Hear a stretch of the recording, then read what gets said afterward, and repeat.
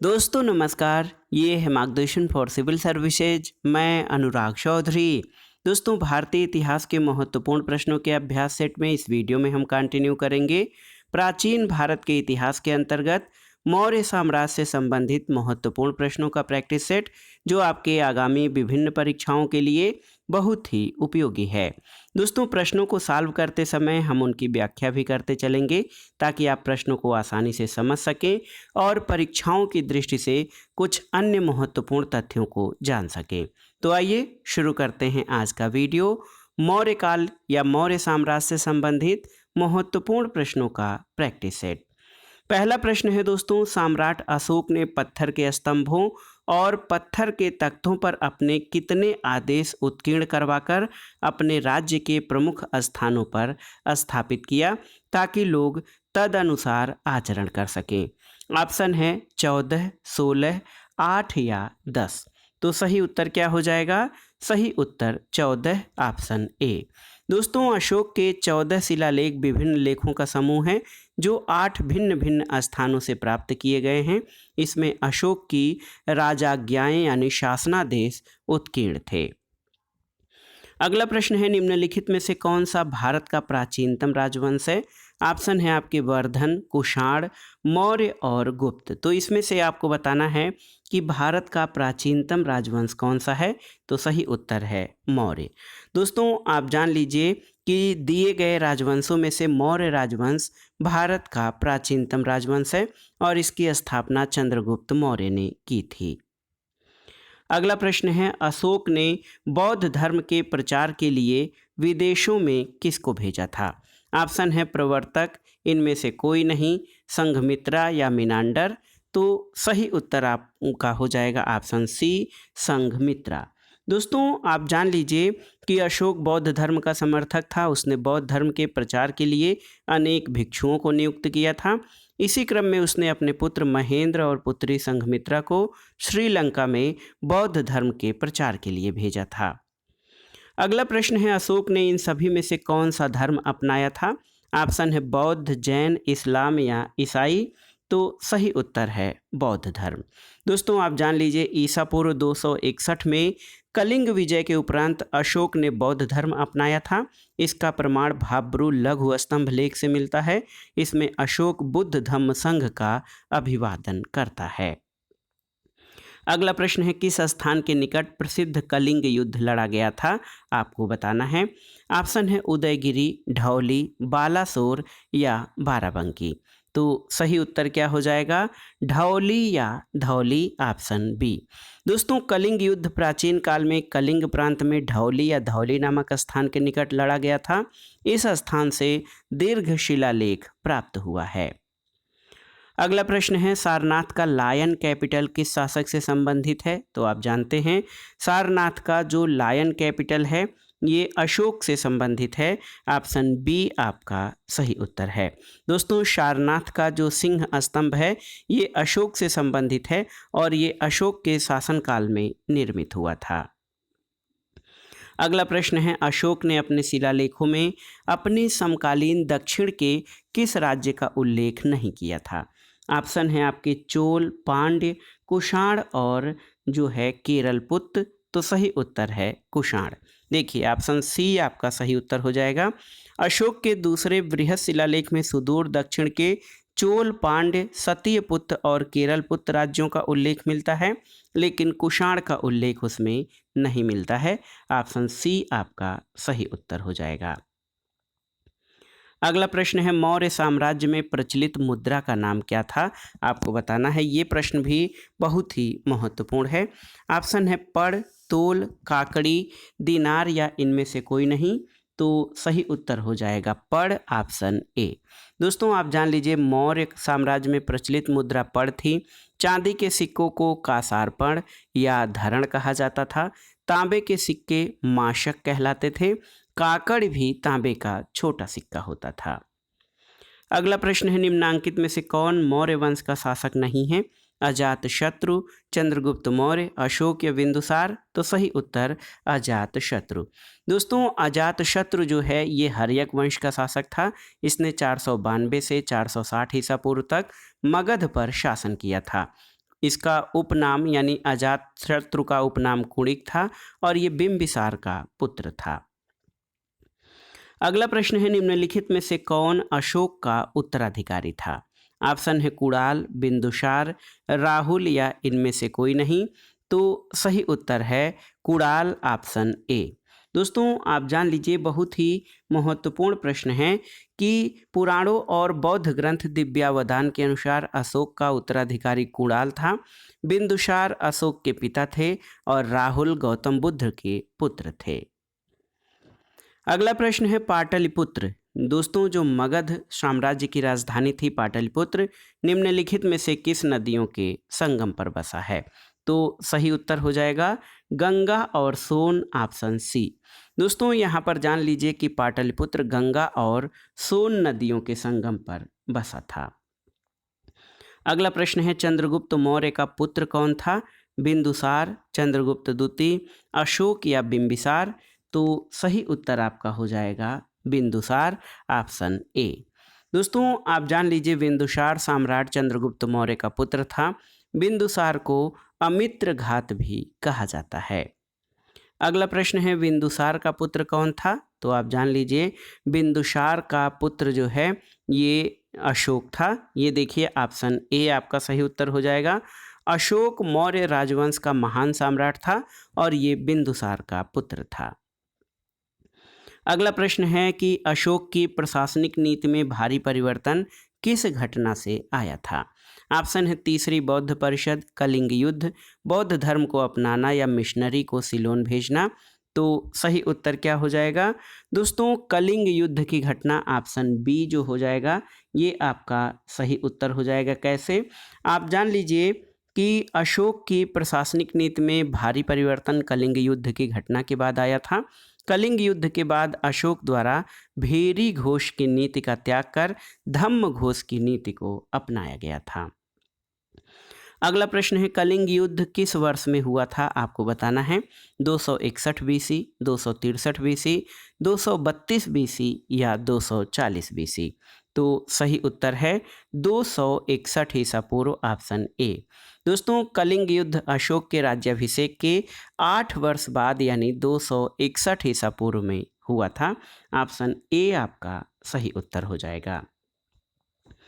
अगला प्रश्न है कि अशोक पर कलिंग युद्ध का प्रभाव कहाँ दिखाई देता है? आपको बताना है। ऑप्शन है आपके स्तंभों पर उत्कीर्ण राज्यादेश में, शिलाओं पर उत्कीर्ण 13वें राज्यादेश में, खुदाई में या इनमें से कोई नहीं? तो सही उत्तर है ऑप्शन बी, शिलाओं पर उत्कीर्ण 13वें राज्यादेश में। दोस्तों आप जान लीजिए शिलाओं पर उत्कीर्ण 13वें राज्यादेश में अशोक ने कलिंग युद्ध से हुई पीड़ा पर अपना दुख और पश्चाताप व्यक्त किया है। अगला प्रश्न है चंद्रगुप्त मौर्य का प्रसिद्ध गुरु चाणक्य निम्नलिखित में से किस विद्या केंद्र से संबंधित था? तक्षशिला, नालंदा, विक्रमशिला या फिर वैशाली? तो सही उत्तर ऑप्शन ए हो जाएगा तक्षशिला। दोस्तों मौर्य काल में शिक्षा का सर्वाधिक प्रसिद्ध केंद्र तक्षशिला था।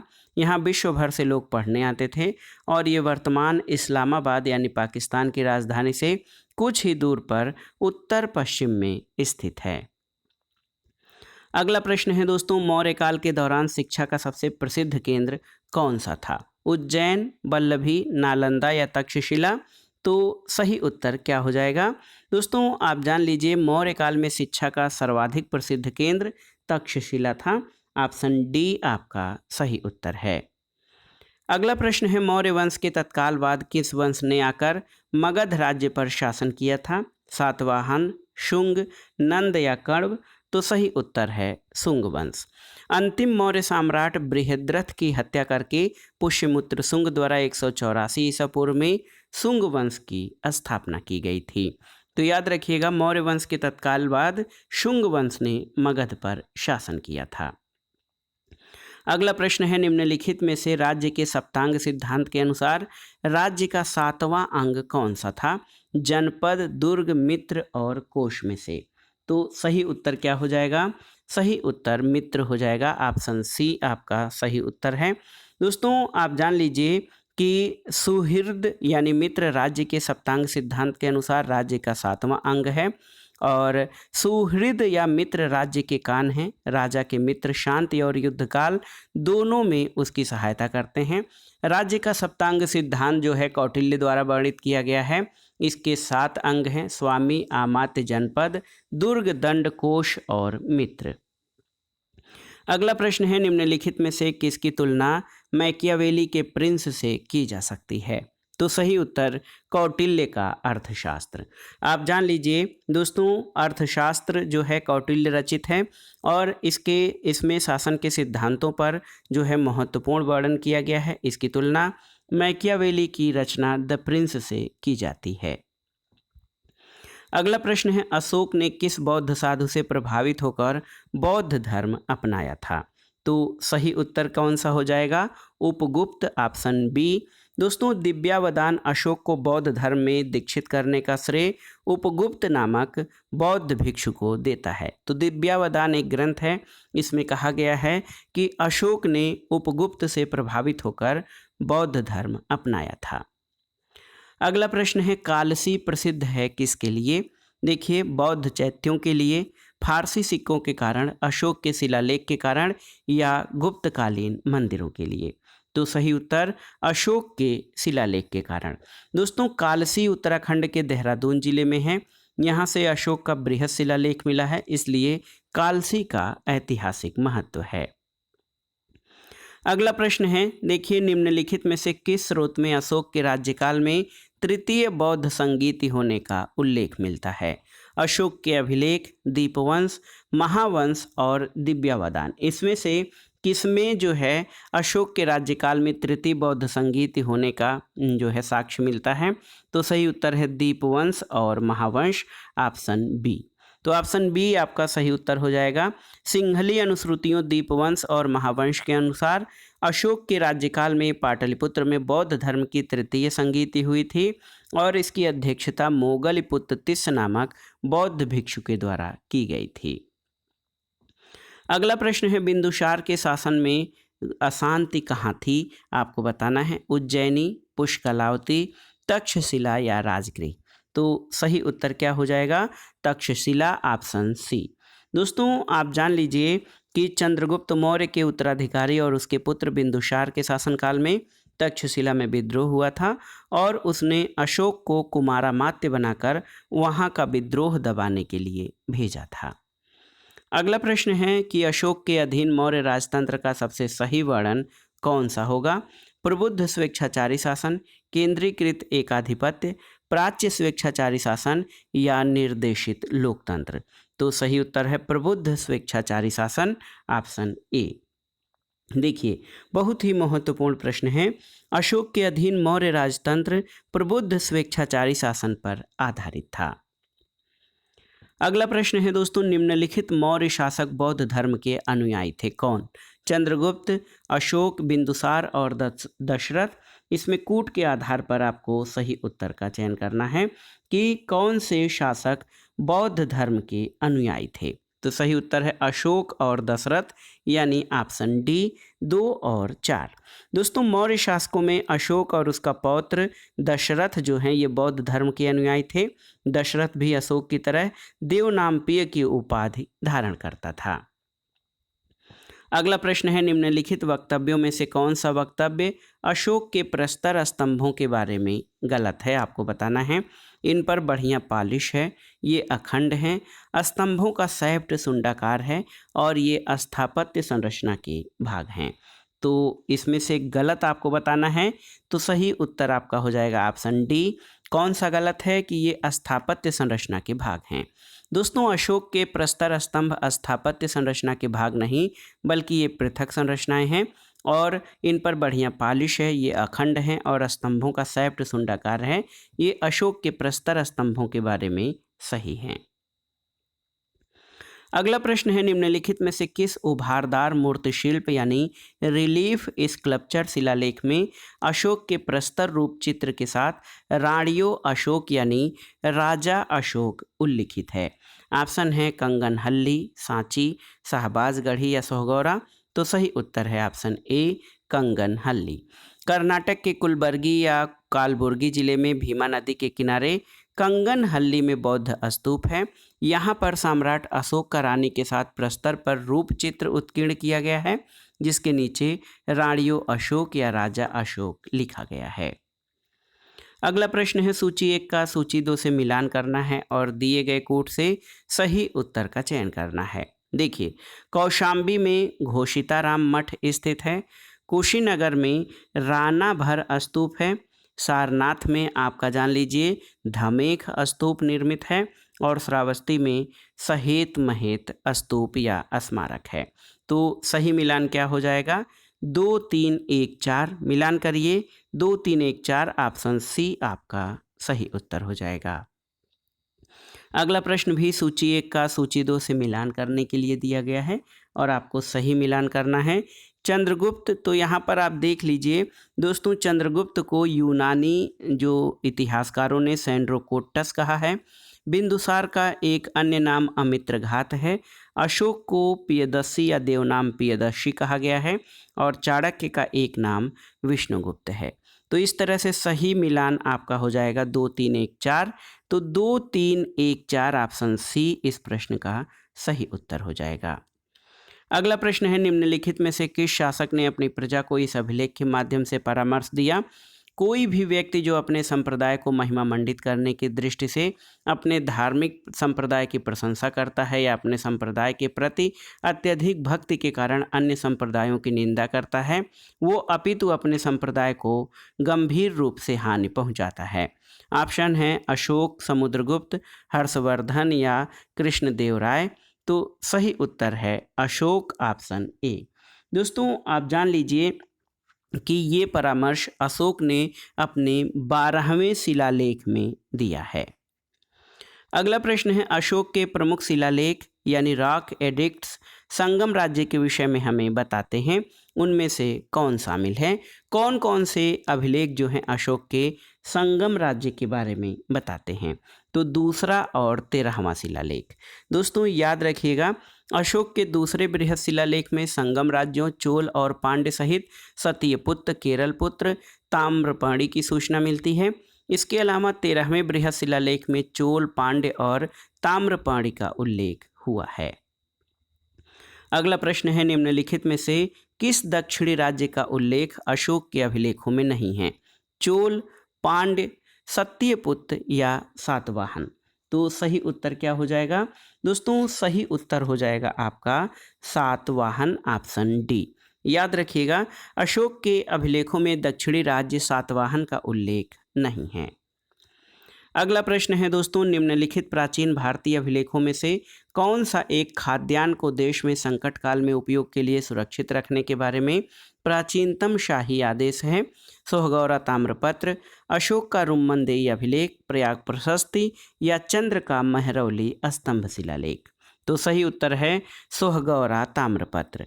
दोस्तों आप जान लीजिए कि उत्तर प्रदेश के गोरखपुर जिले से प्राप्त सोहगौरा ताम्रपत्र अभिलेख और बोगुरा जिले बांग्लादेश से प्राप्त महास्थान अभिलेख की रचना अशोककालीन प्राकृत भाषा में हुई और उन्हें ईसा पूर्व 3री सदी की ब्राह्मी लिपि में लिखा गया था। ये अभिलेख खाद्यान्न को देश में संकट काल में उपयोग के लिए सुरक्षित रखने के बारे में प्राचीनतम शाही अभिलेख है। अगला प्रश्न है दोस्तों, कथन और कारण से संबंधित है कि अशोक ने कलिंग को मौर्य साम्राज्य से जोड़ लिया था। बिल्कुल सही है। कारण है कि कलिंग दक्षिण भारत को जाने वाले स्थलीय और समुद्री मार्गों को नियंत्रित करता था। तो यहाँ पर देखिए ए और आर दोनों सही हैं और आर ए का सही स्पष्टीकरण है। दोस्तों अशोक ने अपने राज्याभिषेक के 8वें वर्ष बाद कलिंग पर विजय प्राप्त करके उसे मौर्य साम्राज्य में शामिल कर लिया था। दक्षिण के साथ सीधे संपर्क के लिए समुद्री और स्थल मार्ग पर मौर्यों का नियंत्रण आवश्यक था, इसलिए कलिंग को मगध साम्राज्य में मिलाना आवश्यक था। इस तरह से कथन और कारण दोनों सही हैं और कारण कथन की सही व्याख्या भी करता है। अगला प्रश्न भी कथन और कारण से संबंधित है। कथन है मौर्यकालीन शासकों ने धार्मिक आधार पर भू अनुदान नहीं दिया था। तो बिल्कुल सही है। कारण है भू अनुदान के विरुद्ध कृषकों ने विद्रोह किया, ये आपका गलत है। तो इसमें सही उत्तर हो जाएगा ए सही, किंतु आर गलत है। दोस्तों, धार्मिक आधार पर भूमि दान का प्रथम साक्ष्य मौर्योत्तर युगीन राजवंश सातवाहन के समय एक अभिलेख से मिलता है। मौर्यकालीन शासकों ने धार्मिक आधार पर कोई भूमि दान स्वरूप नहीं दिया था और भूमि दान के विरुद्ध कृषकों के विद्रोह का कोई वर्णन नहीं मिलता है। कथन सही लेकिन कारण गलत है। अगला प्रश्न है कि मौर्यकाल में टैक्स को छुपाने या चोरी के लिए इनमें से क्या दंड दिया जाता था? मृत्युदंड, सामानों की कुर्की या जब्ती, कारावास या उपर्युक्त में से कोई नहीं। तो सही उत्तर है मृत्युदंड। दोस्तों, आप जान लीजिए मेगास्थनीज की पुस्तक इंडिका में पाटलिपुत्र के नगर प्रशासन का वर्णन है। इसके अनुसार पाटलिपुत्र नगर का प्रशासन जो है 30 सदस्यों की 6 भिन्न भिन्न समितियों द्वारा होता था। करों की चोरी करने वालों को मृत्युदंड दिया जाता था। विकल्प ए आपका सही उत्तर हो जाएगा।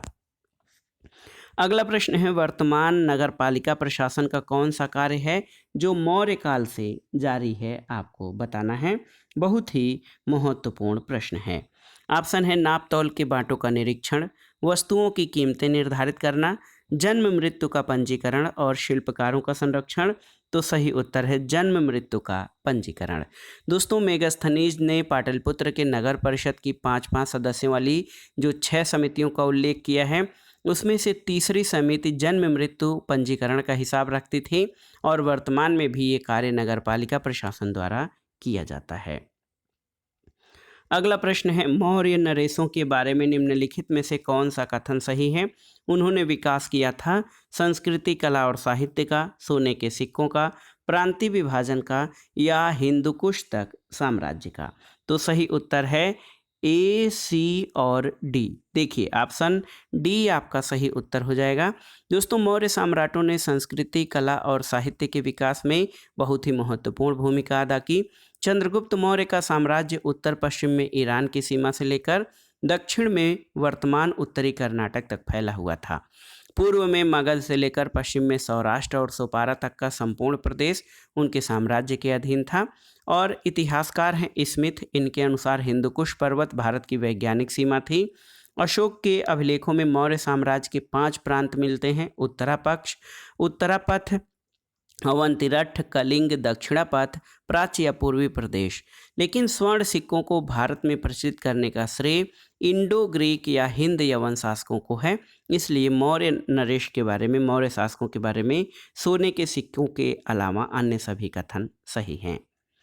अगला प्रश्न है मौर्य शासन के दौरान स्थानिक कौन था? आपको बताना है। तो सही उत्तर है जिला प्रशासक, ऑप्शन ए। दोस्तों, आप जान लीजिए कि मौर्य शासन में स्थानिक जिला प्रशासक होता था। मेगास्थनीज के अनुसार जिले का अधिकारी एग्रोनोमोई होता था।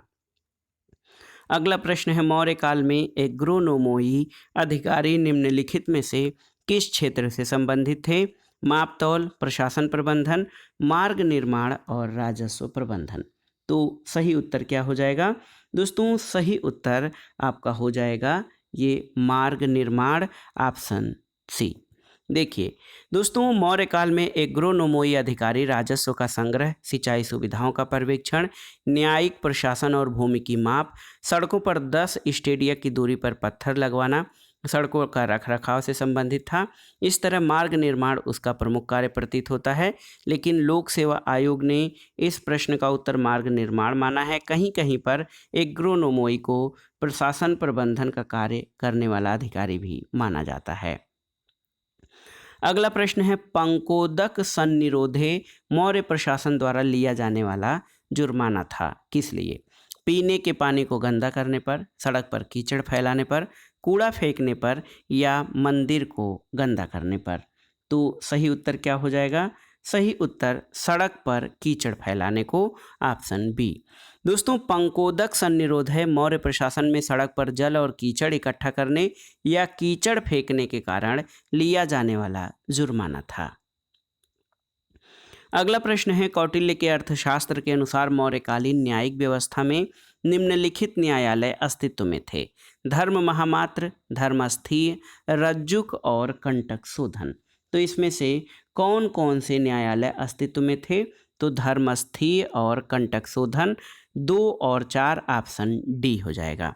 दोस्तों आप जान लीजिए कौटिल्य के अर्थशास्त्र के अनुसार मौर्यकालीन न्यायिक व्यवस्था में न्यायालय मुख्यतः 2 प्रकार के थे, धर्मस्थी और कंटक शोधन। धर्मस्थी दीवानी और कंटक शोधन फौजदारी न्यायालय था। अगला प्रश्न है भारत के सांस्कृतिक इतिहास के संदर्भ में इतिवृत्त, राजवंशी इतिहास और वीर गाथाओं को कंठस्थ करना किसका व्यवसाय था? ऑप्शन है आपके देखिए श्रमण, परिव्राजक, अग्रहारिक या मागध। तो सही उत्तर क्या हो जाएगा? Magadha, option D. दोस्तों आप जान लीजिए कि भारत के सांस्कृतिक इतिहास के संदर्भ में इतिवृत्त, राजवंश इतिहास और वीर गाथाओं को कंठस्थ करने का व्यवसाय मागध और सूत वर्गों का होता था। अगला प्रश्न है प्राचीन भारत के निम्नलिखित ग्रंथों से किसमें पति द्वारा परित्यक्त पत्नी के लिए विवाह विच्छेद की अनुमति दी गई है? ऑप्शन है आपके कामसूत्र, मानव धर्मशास्त्र, शुक्र नीति शास्त्र या अर्थशास्त्र। तो सही उत्तर हो जाएगा अर्थशास्त्र। अर्थशास्त्र में पति द्वारा परित्यक्त पत्नी के लिए विवाह विच्छेद की अनुमति दी गई है, तो इसलिए मौर्यकालीन समाज में तलाक की प्रथा थी। अगला प्रश्न है निम्नलिखित में से किसमें पुनर्विवाह वर्जित है? आपको बताना है, बहुत ही महत्वपूर्ण प्रश्न है आपके लिए कि किसमें जो है ये पुनर्विवाह वर्जित है। ऑप्शन है जातक, मनुस्मृति, याज्ञवल्क्य स्मृति या अर्थशास्त्र में। तो सही उत्तर मनुस्मृति में, ऑप्शन बी आपका सही उत्तर हो जाएगा। दोस्तों मनुस्मृति के 38वें खंड में स्पष्ट उल्लेख है कि वह व्यक्ति जिसकी पत्नी मर गई हो विधुर यानी विडोवर पुनर्विवाह कर सकता है, लेकिन विधवा को पुनर्विवाह की अनुमति नहीं थी। अगला प्रश्न है दोस्तों विदेशियों को भारतीय समाज में मनु द्वारा दिया गया सामाजिक स्तर क्या था? क्षत्रियों का, व्रात्य क्षत्रियों का, वैश्यों का या फिर शूद्रों का? तो सही उत्तर है व्रात्य क्षत्रियों का। दोस्तों आप जान लीजिए कि विदेशियों को भारतीय समाज में मनु द्वारा व्रात्य क्षत्रिय यानी फालन क्षत्रिय का सामाजिक स्तर दिया गया था। अगला प्रश्न है निम्नलिखित व्यक्ति भारत में किसी न किसी समय आए, इनके आगमन का सही क्रम आपको बताना है। इसमें आप जान लीजिए फाहियान, इत्सिंग, मेगास्थनीज और ह्वेनसांग, इनका सही क्रम क्या हो जाएगा? तो सबसे पहले मेगास्थनीज, उसके बाद फाहियान, फिर आपका ह्वेनसांग और सबसे लास्ट में इत्सिंग आया। तो 3, 1, 4, 2 आपका सही उत्तर हो जाएगा। दोस्तों देखिए बहुत ही महत्वपूर्ण प्रश्न है आप सभी के लिए और इसमें आपका सही उत्तर 3, 1, 4 और 2 हो जाएगा। तो आप देखिए यूनानी शासक सेल्यूकस के ने मेगास्थनीज नामक अपना एक राजदूत चंद्रगुप्त मौर्य के दरबार में भेजा था, तो मेगास्थनीज पहले हो जाएगा। वो बहुत दिनों तक पाटलिपुत्र में रहा और भारत पर उसने इंडिका नामक पुस्तक की रचना की थी। चीनी यात्री फाहियान ने चंद्रगुप्त द्वितीय विक्रमादित्य के समय भारत की यात्रा की। चीनी यात्री ह्वेनसांग हर्षवर्धन के समय भारत आया और इत्सिंग 7वीं सदी में भारत आने वाला चीनी यात्री था। अगला प्रश्न है देखिए निम्नलिखित कथनों पर विचार कीजिए। यहाँ पर 3 कथन आपके दिए गए हैं, बहुत ही महत्वपूर्ण प्रश्न है ये। 3 कथन यहाँ पर आपके दिए गए हैं। देखिए पहला कथन है अंतिम मौर्य शासक बृहद्रथ की हत्या उसके प्रधान सेनापति पुष्यमित्र शुंग के द्वारा की गई थी। ये है एक प्रश्न ये है आपका। उसके अलावा देखिए एक अगला कथन है, महत्वपूर्ण कथन है, आप देख सकते हैं कि अंतिम शुंग राजा देवभूत की हत्या उसके ब्राह्मण मंत्री वासुदेव कण्व ने की और राज सिंहासन हथिया लिया। बिल्कुल सही है। और तीसरा है आंध्र ने कण्व राजवंश के अंतिम शासक को पद वंचित किया था। तो तीनों ही कथन आपके सही हैं। ऑप्शन डी आपका सही उत्तर हो जाएगा। तो आप देख लीजिए दोस्तों, देखिए जिस महत्वाकांक्षी व्यक्ति ने 184 ईसा पूर्व में अंतिम मौर्य शासक बृहद्रथ की हत्या करके शुंग राजवंश की स्थापना की, वो इतिहास में पुष्यमित्र शुंग के नाम से विख्यात है। शुंग वंश का अंतिम राजा देवभूत अत्यंत विलासी था। वो अपने अमात्य वासुदेव के षड्यंत्रों द्वारा मार डाला गया और वायु पुराण के अनुसार अंतिम कण्व शासक सुशर्मा अपने आंध्र जाति भृत्य सिमुक या सिंधुक के द्वारा मार डाला गया था। तीनों ही कथन आपके सही हैं। अगला प्रश्न है ईस्वी सन के पूर्व की कुछ शताब्दियों में निम्नलिखित में से किन शासकों ने गिरनार क्षेत्र में जल संसाधन व्यवस्था की ओर ध्यान दिया? महापद्म नंद, चंद्रगुप्त मौर्य, अशोक और रुद्रदामन। तो कौन कौन लोग थे इसमें? आप देखिए चंद्रगुप्त मौर्य और अशोक। ऑप्शन बी हो जाएगा 2 और 3। दोस्तों ईस्वी सन के पूर्व की कुछ शताब्दियों में चंद्रगुप्त मौर्य और अशोक ने गिरनार क्षेत्र में जल संसाधन व्यवस्था की ओर ध्यान दिया और उस क्षेत्र में चंद्रगुप्त मौर्य ने सुदर्शन झील खुदवाई। अशोक ने ईसा पूर्व 3री शताब्दी में इनसे नहरें निकाली। शक छत्रप रुद्रदामन के जूनागढ़ अभिलेख में इन दोनों के कार्यों का वर्णन है। शक शासक रुद्रदामन ने इस झील की मरम्मत कराई थी। चूंकि रुद्रदामन का ये कार्य 2री शताब्दी ईस्वी का था, इसलिए उत्तर में ईस्वी सन के पूर्व की शताब्दियों के संदर्भ में चंद्रगुप्त मौर्य और अशोक आपका सही होगा। अगला प्रश्न और इस वीडियो का आखिरी प्रश्न है, निम्नलिखित में से कौन सा सही सुमेलित है आपको बताना है। तो लोथल एंशिएंट डॉकयार्ड आपका सही सुमेलित है, बिल्कुल सही है। दूसरा है Sarnath first sermon of Buddha, बिल्कुल सही है, भगवान बुद्ध ने पहला उपदेश सारनाथ में दिया था। Rajgir lion capital of Ashoka, ये आपका सही नहीं है। और Nalanda great seat of Buddhist learning सही है। तो 1, 2, 4 यहाँ पर ऑप्शन सी आपका सही उत्तर हो जाएगा। दोस्तों Lothal ancient dockyard, Sarnath first sermon of Buddha, Nalanda great seat of Buddhist learning ये सही हैं, लेकिन Rajgir lion capital of Ashoka का युग्म गलत है, सही स्थान सारनाथ हो जाएगा। तो दोस्तों ये था आज का वीडियो इतिहास के महत्वपूर्ण बहुविकल्पी प्रश्नों यानी हिस्ट्री एमसीक्यू के अंतर्गत। इसमें आपने मौर्य काल या मौर्य शासन से संबंधित महत्वपूर्ण प्रश्नों को सॉल्व किया, जो आपके आगामी विभिन्न परीक्षाओं के सामान्य ज्ञान और सामान्य अध्ययन के साथ विभिन्न राज्यों द्वारा इतिहास विषय से आयोजित अध्यापक भर्ती परीक्षाओं के लिए बहुत ही उपयोगी है। आप इन प्रश्नों को तैयार कर लीजिएगा। दोस्तों वीडियो आपको कैसा लगा हमें कमेंट बॉक्स में ज़रूर बताइएगा। वीडियो को लाइक करें, शेयर करें और इस चैनल मार्गदर्शन फॉर सिविल सर्विसेज को सब्सक्राइब करें। वीडियो देखने के लिए धन्यवाद दोस्तों, नमस्कार।